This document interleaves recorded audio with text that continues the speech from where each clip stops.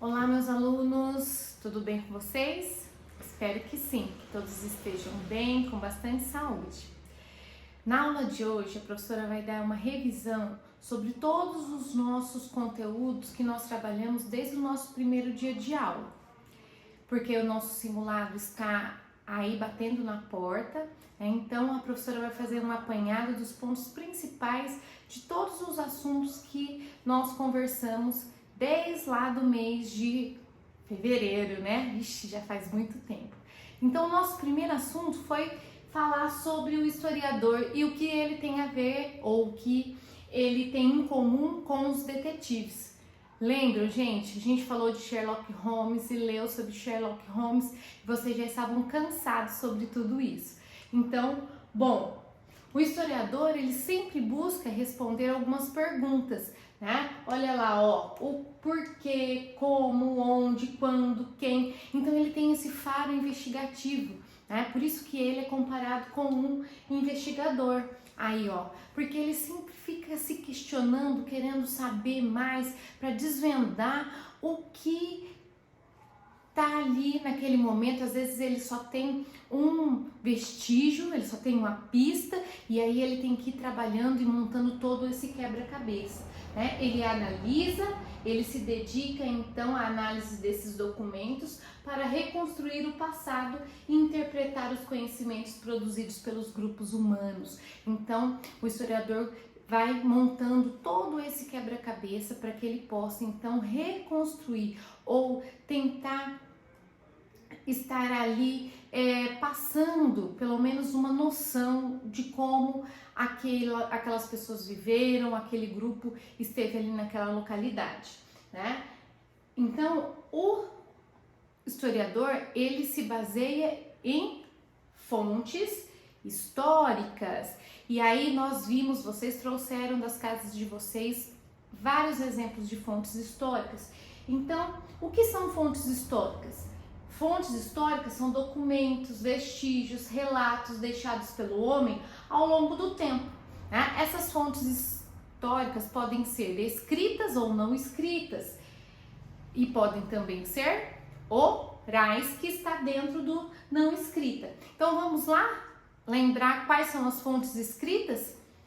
São documentos, leis, inscrições, livros, revistas, tudo que está ali escrito, né? Escritos em papel, em pedra, em tecido, né? Então, até mesmo e-mails são fontes históricas escritas. Olha aí, olha os exemplos, até mesmo partitura. Quem que é músico na sala? Né? Partitura é uma fonte histórica escrita, os livros, cartas, né? E aí a gente também tem, olha só, as fontes históricas não escritas. Desconfigurou o slide aqui da Pro, né? Mas aí nós temos os monumentos, nós temos as esculturas, nós temos os objetos, nós temos pinturas, selos, fotografias. Tudo isso é uma fonte histórica não escrita, né? E dentro das fontes não escritas, nós também vimos a questão dos sítios arqueológicos. O que são mesmo os sítios arqueológicos? São os locais onde alguma civilização, onde o homem viveu em algum momento histórico, né? Então aí por meio de escavações, olha só os historiadores ali, ó, trabalhando, encontraram um esqueleto ali, né? Então, por meio desses vestígios, eles vão tirando a terra e tentando reconstruir como que aquela civilização viveu, né? Além, como a Pro já falou, né, as fotografias, os filmes, os discos, as músicas fazem parte dos chamados também fontes sonoras e visuais, né? Uma forma de registro específico daquele tempo. Então, o filme é uma fonte sonora, né? A música é uma fonte sonora, a fotografia é uma fonte visual, tudo dentro das fontes não escritas, né? Olha aqui essa fotografia é muito emblemática, ela retrata a guerra do Vietnã. Então isso daqui é uma fonte histórica importantíssima. Foi retratado esse momento ficou registrado aqui, olha lá, né? Então, hoje, quando nós olhamos essa foto, a gente consegue, parece até sentir o que essa menina estava sentindo no horror da guerra do Vietnã. Bom, e as fontes orais, né? As fontes orais, elas nada mais são relatos, canções, lendas, tradições, tudo que é passado por meio da oralidade, por meio da fala. Aí a Pro colocou aí, né, o exemplo das fontes históricas orais, as lendas brasileiras, né, o Saci, o lobisomem, dentre outros assim. Então, nós podemos estar aí vendo essa questão das fontes históricas escritas, não escritas. Dentro das não escritas nós temos sonoras, visuais e as orais. O nosso próximo assunto, né, o nosso próximo tema foi a sociedade não tem histórias iguais. As sociedades não têm histórias iguais e nós vimos inúmeros exemplos de sociedades lá da antiguidade, que mesmo vivendo num período de 5, 4 mil anos atrás, eles não estavam no mesmo momento histórico, né?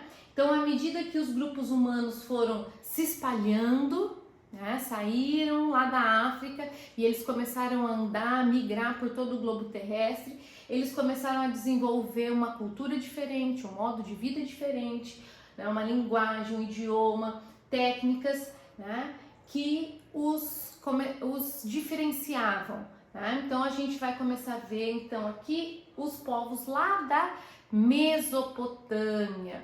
Quem lembra o que significa Mesopotâmia? Ninguém lembrou? Então vamos lá, ó, Mesopotâmia então é uma região, né, lá no Oriente Médio. Então, o Oriente Médio marcou muitas civilizações que ali viveram nesse período da antiguidade, tiveram um papel importantíssimo no desenvolvimento das civilizações. Bom, Mesopotâmia nada mais é do que uma localidade que está entre rios, isso mesmo. Quais rios fazem parte da Mesopotâmia? Quem acerta aí? O rio Tigres e o rio Eufrates. E onde que fica a Mesopotâmia hoje? Hoje, essa região da Mesopotâmia é lá onde é o Iraque, parte da Síria e o Kuwait, tá? Então a gente consegue se situar, olha aqui, ó, Iraque, Síria, né? A gente tá lá no Oriente Médio, ó o rio Eufrates e o rio Tigres aqui, ó, certo? Ele deságua lá no Golfo Pérsico. E nesse território que acontecia a cheia desses rios. Nós temos aqui no Egito também o rio Nilo, que ajudou a marcar essa crescente fértil, né? Então, esses rios tinham um momento que as águas subiam em um período do ano e fertilizava a margem do rio. E essas margens fertilizadas era propícia à prática da agricultura, era uma região riquíssima, né? Então elas conseguiram, essas civilizações que viveram ali, conseguiram se desenvolver e surge então ali as primeiras cidades, né? Quando o homem para nessa região porque ali tem alimento, então ali eles se desenvolvem, criam as cidades e começam então a registrar todos esses acontecimentos. Com o passar do tempo, então, esses homens começaram a controlar essas cheias dos rios, fizeram canais onde poderia levar essa água para localidades mais longes, né? Começaram a irrigar as suas plantações e, sendo assim, o homem começa a crescer muito, né? Desenvolve técnicas agrícolas, se organiza em cidades-estados. Cidades-estados, gente, eram cidades independentes. Então, naquela época, não existia ainda um país organizado, mas sim existiam cidades muito fortes, onde tinha um rei, tinha um líder. Então, essas cidades tinham o nome, né, a nomenclatura de cidades-estados, porque cada um era autônoma entre si.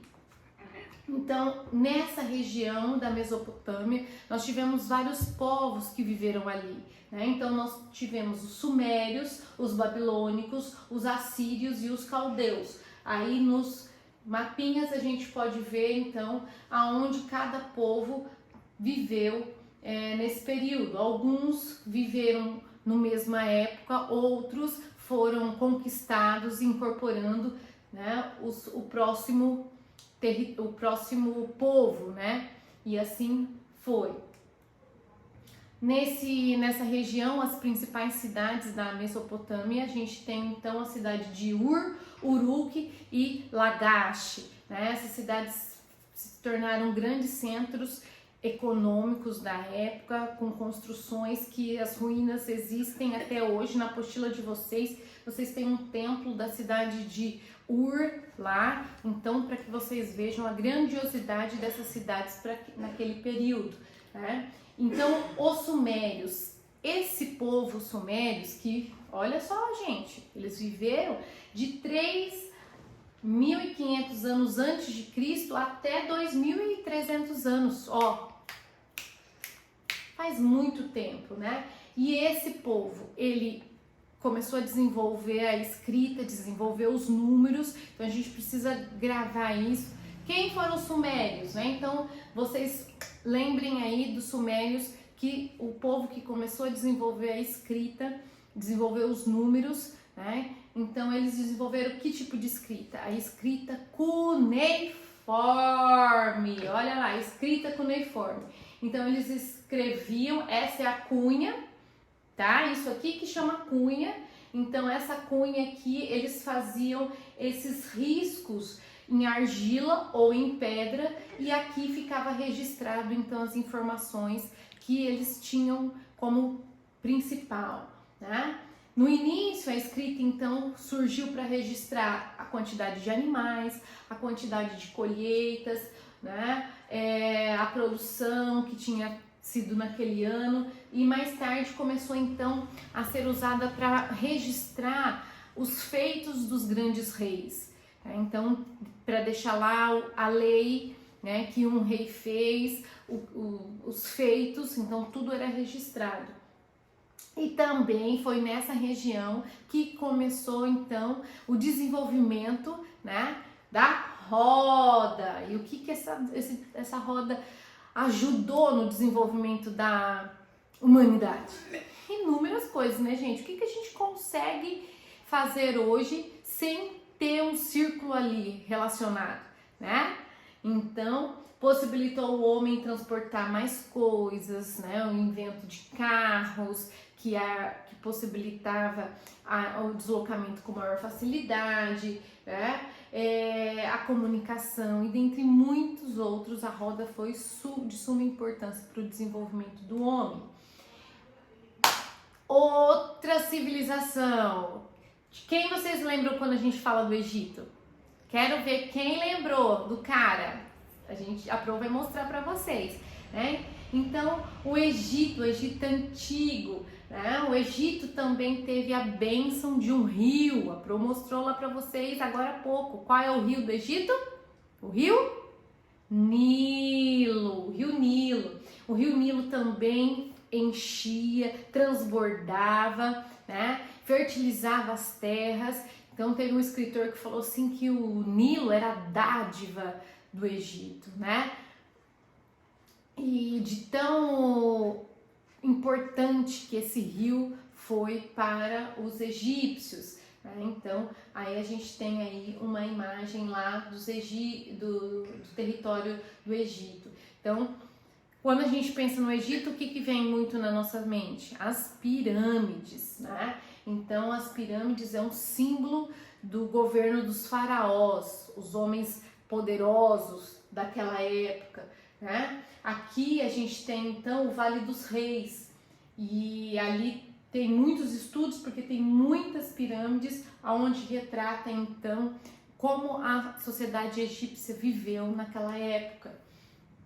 Olha só, gente, o Nilo corta praticamente de norte a sul o território egípcio, né? Então ele sai lá do mar Mediterrâneo e chega aqui, ó, até o lago de Nasser. Esse rio, então, ele pôde ajudar aí a desenvolver a agricultura, desenvolver todo o território egípcio, né? E também porque aqui ficou dentro daquela meia-lua que a Pro falou para vocês, que é chamado de crescente fértil. Aí, gente, olha o cara aqui, ó, né? Como a Pro falou para vocês, além das pirâmides, o que vem na nossa cabeça quando a gente fala em Egito? O faraó. E qual o faraó mais famoso do Egito? Tutankhamon, né? Faraó, gente, era considerado um deus vivo, um representante de Deus na terra, como se o faraó fosse uma santidade viva ali, governando ali o Egito, né? Então, como se o governo do faraó fosse um governo de origem divina, eles criam nisso, né? Então, para eles, a representação do faraó era a representação do próprio Deus na terra. E a Pro contou a historinha para vocês do faraó menino, né? Morreu aí aos 19 anos e que tem a máscara portuária dele, mortuária, não portuária, tá, gente? A Pro errou, né? E quando ele a tumba dele foi encontrado com 5.000 peças, né, valiosas, entre ouro, prata, pedras preciosas, vasos e muita, muita riqueza lá. E o povo morreu achando que era a maldição do faraó menino, e era por causa das bactérias, dos fungos que tinha na tumba do faraó. E outra coisa, gente, que marca a cultura do Egito é a presença do papiro. Por meio dessa plantinha aqui, os egípcios desenvolveram o papel. E o papel era utilizado, o papel feito do papiro, né, era utilizado para fazer cestos, sandálias, cordas. Era considerado uma planta sagrada devido que o Egito ganhou muito dinheiro comercializando essa planta que estava ali à margem do Nilo. O que é isso? Uma múmia, outro símbolo do Egito, né? Como eles acreditavam na reencarnação, eles achavam que eles tinham que cuidar do corpo, porque quando eles iriam ressuscitar, o corpo também tinha que estar em bom estado, né? Eles acreditavam na imortalidade da alma e a necessidade do corpo também ir bem, né, para o além, né? Então eles desenvolveram várias técnicas de mumificação e por isso que hoje nós temos aí muitas múmias pelo processo tão bem feito que os egípcios fizeram. A escrita egípcia, gente, é chamada de escrita hieroglífica. Então aqui nós temos vários símbolos, né? Então aqui nós temos uma parede, né, de ouro, e essa escrita, tanto registrados feitos das grandes autoridades e dos faraós, como também era utilizado como decoração, né? Então tinha essa dupla função. Bom, além dos egípcios, dos mesopotâmios, dos sumérios, né, nós vimos vários outros povos que tá lá na apostila para que vocês possam estar acompanhando aí e lembrando. Então nós vimos os povos da África que habitavam a região lá do Mali, né? Os Incas aqui na América e os Yanomami aqui no Brasil. Então não deixem de ler e conhecer um pouquinho da característica de cada um. A Pro já adianta que esses povos têm uma característica de transmissão histórica por meio da oralidade. Eles não desenvolveram escrita, né? Então esses povos, alguns eles estavam vivendo no mesmo período, só que há um desenvolvimento diferente para cada civilização, tá? Então esses povos aqui não dominaram a escrita. o conhecimento era transmitido pela oralidade. Outro assunto que nós vimos foi a questão do tempo histórico. O tempo histórico, né, ele é diferente do tempo cronológico, tá? O que é o tempo cronológico, então? É o tempo usado pelo relógio. É o tempo do mês, o tempo da semana, né? O tempo do ano, que é pautado por datas específicas. Que ano que você nasceu? Né? Que dia nós estamos? Assim, isso é o tempo cronológico. Agora, o tempo histórico, ele não se atém a datas específicas, né? Mas sim a um período. Então, a compreensão é maior, ele abrange vários anos, vários acontecimentos. Então, está relacionado à mudança na sociedade humana. Então, de acordo com as características daquele período, então ele recebe um nome, né? Então, o tempo histórico é o modo que cada grupo ou sociedade vivencia e percebe e organiza seu tempo. Então, nós estamos falando agora de um período da história antiga, né? Daqui a pouco a gente vai falar sobre outro período, né? E assim vai. Então, o tempo histórico é dividido em acontecimentos, né? Então, precisa ter um grande acontecimento para falar que terminou aquele período e iniciou outro, tá bom? Por que a gente fala da questão da escrita? Porque a escrita é um marco da pré-história, né, para o início da história. Então, por isso que a gente tem que ter essa diferenciação de tempo cronológico e de tempo histórico, né? Então, a gente tem esse marco. A escrita marcou o início, então, da história. Então, a gente vai indo, né, até aí... A queda do Império Romano, que a gente vai aprender, marca o fim também de outro tempo histórico. E o último assunto da nossa revisão de hoje é a questão do etnocentrismo, que vocês fizeram os cartazes. Então, o que é etnocentrismo? É o ato, a tendência de valorizar, achar que a minha cultura é superior à sua, que os meus hábitos são corretos e os seus são errados, né? Então, dessa forma, aí nós temos conflitos, e esses conflitos marcam a história da humanidade, muitas vezes com muita morte, com muita guerra, porque eu acho que o meu é certo e eu não quero abrir mão disso, tá bom? Então, essa foi a primeira revisão desses 3 primeiros módulos. No nosso próximo vídeo, então, a gente tem o final da nossa revisão, tá bom? Tchauzinho, gente!